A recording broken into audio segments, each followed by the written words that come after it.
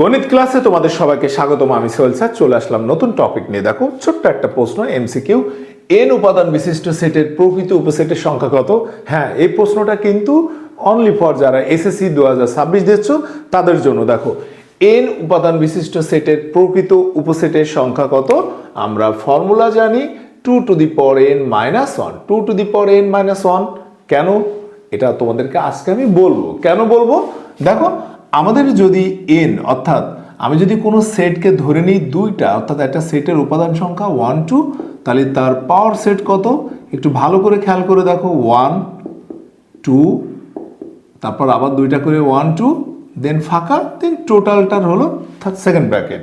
এখানে যেটা বলা হচ্ছে প্রকৃত উপসেট, অর্থাৎ দেখো এই অন টু এর উপসেট, অন টু এর উপসেট 1 একটা, 2 একটা, আবার 1 2 একটা, আবার ফাঁকা সেট একটা, অর্থাৎ অন টু এখানে নিজেও একটা সেট, নিজেও একটা উপসেট।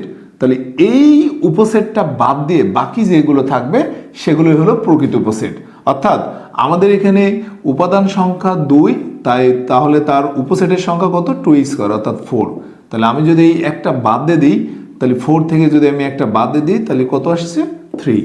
এরকমই আমি দেখো এন উপাদান বিশিষ্ট সেটের প্রকৃত উপসেটের সংখ্যা কত, এটার সূত্র হলো 2 to the power n minus 1। এভাবে আমরা আমাদের এমসিকিউ এর 1 মার্ক আমরা মিস করতে চাই না। আমি সোহেল স্যার, সবাই ভালো থাকবেন, সুস্থ থাকবেন, আল্লাহ হাফেজ।